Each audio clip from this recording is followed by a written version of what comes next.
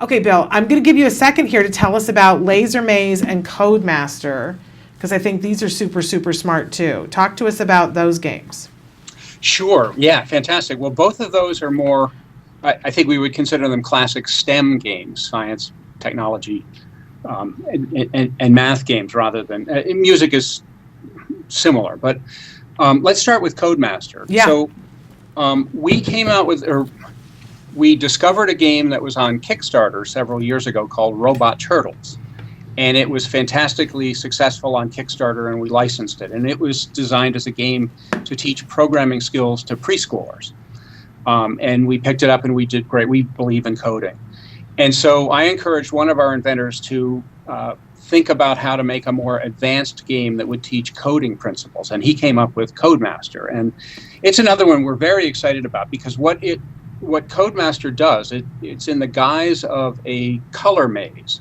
So it's fairly simple to understand. You move the avatar token around from red to green to blue to red to green to blue. So the concept is fairly simple, but the way it's organized is it makes you think the same way that a computer thinks. And that is, you take a step and then you ask a question, and then you take another step and you ask a question. It's a model for how to think.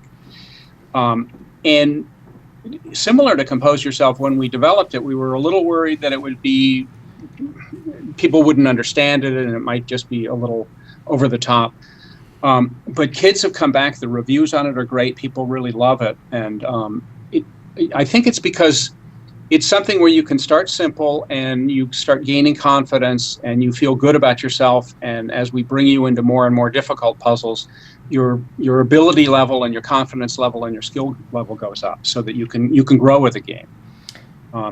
Laser Maze is similar. Laser Maze Junior and Laser Maze are two levels of the same game. It's more, it uses a laser, which is fantastic and fun, and kids love playing with lasers to begin with. But it's a game much more based on geometry and angles, where you're trying to figure your way, where you're working through a pattern of light beams, basically. And it's another one, like so many of our games, where we start you simple, and as you gain confidence and start to feel the rhythm of how it plays, you just have fun getting better and tackling the more difficult challenges as we keep ratcheting it up.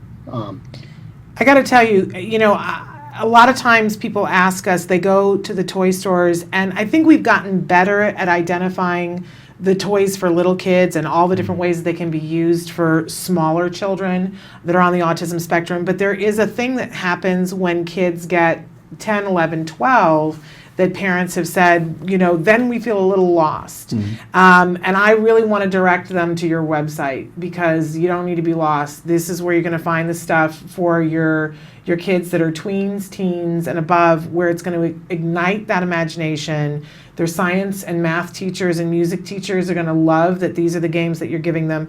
This, for any of you who have children who play Portal, there's an element of the game Portal that you have to aim a laser, and it's something that you see our kids on the spectrum, it lights up their imagination, and they'll play Portal just for that. This puts it physical in their hands, which is a different thing. It's the thing that we're always trying to make the crossover.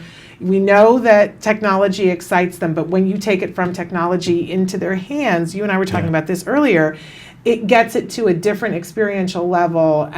So I think that this game, if any of you have kids that are loving Portal, this is the game to give them.